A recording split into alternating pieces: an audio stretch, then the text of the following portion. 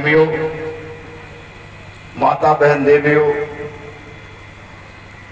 उपस्थित सभी धर्म प्रेमियों, नन्हे मुन्ने बच्चों, आप सभी के चरण कमलों में मत्था टेक करके जय गुरुदेव। प्रेमियों, 3 दिन से गुरु महाराज के वचनों की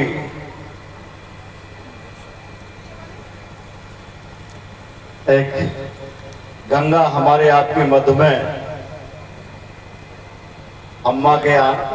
अंदर की तरफ के परिणाम स्वरूप बह रही है। आगरा अपने आप में एक ऐतिहासिक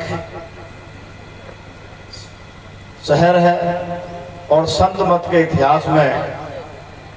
आगरा का एक बहुत महत्वपूर्ण स्थान है। परम पूज्य स्वामी जी महाराज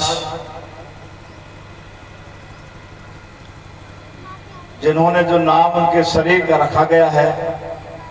इसी नाम से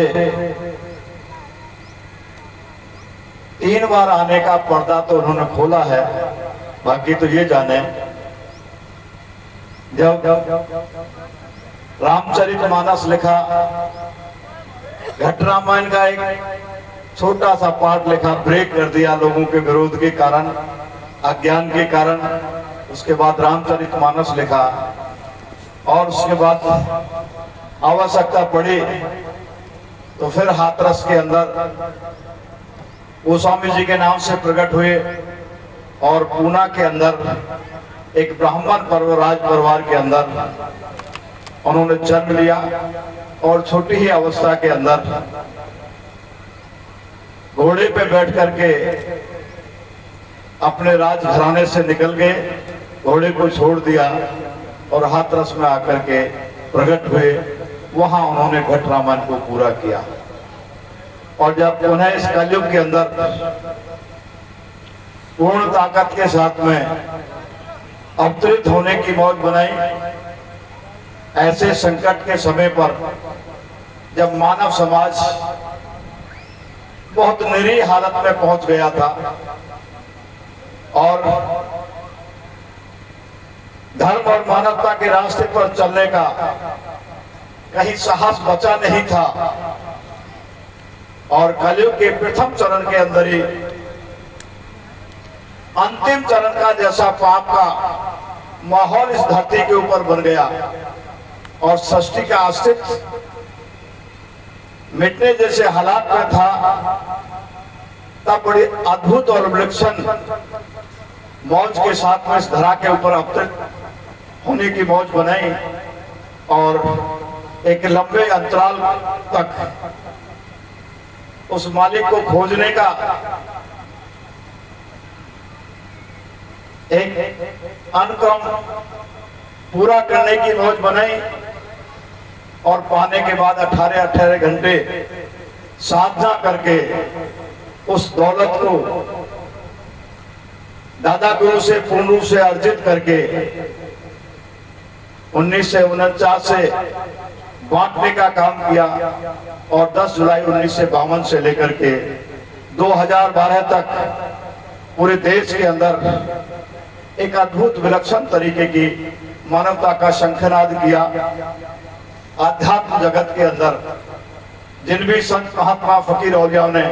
इस आध्यात्मिक दौलत को बांटने की मौज बनाई, बहुत मर्यादित तरीके से, बहुत सारे तरीके से उस दौलत को बांटने का काम किया। लेकिन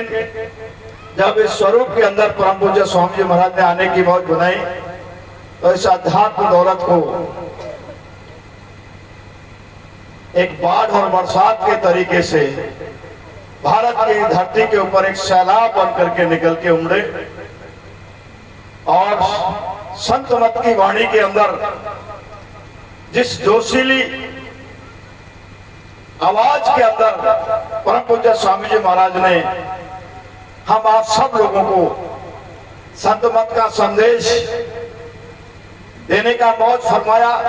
ललकारने का काम भी किया, जगाने का काम भी किया। और इतना सब कुछ करने के बाद 60 साल की एक इतनी बड़ी कार्यशाला लगाई जिसमें लोक और परलोक की सभी विधाओं को हमको आपको समझाने का काम किया। और गुरु महाराज ने कहा कि मेरे लिए 5 नहीं मिले, 1 नहीं मिले, लेकिन उन्होंने ये भी कहा कि मैं परिवर्तन करने के लिए आया हूं, मेरे काम को करने से मुझे कोई रोक नहीं सकता और मेरे अलावा कोई दूसरा कर नहीं सकता। तो मिलने की 5 और 1 का प्रश्न ही नहीं पैदा होता है, लेकिन उन्होंने हमको आपको ललकारने का काम किया कि तुमको 60 साल तक तैयार किया और तैयार करने के बाद इस सृष्टि के ऊपर धर्म की स्थापना के लिए जो ताकतें आई थी उनके पर्दे के पीछे संत और महात्मा और फकीर औलियाओं का आशीर्वाद और तार उनके हाथ में रहा था। लेकिन अब की बार मैंने परिवर्तन की जो मौज बनाई और उस परिवर्तन के लिए उस दौलत को आपको देने का काम किया जिस दौलत को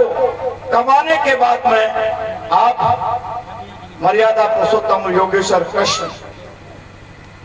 ने जो अपनी वाणी से कहा और जिस रामचरितमानस को गोस्वामी जी महाराज ने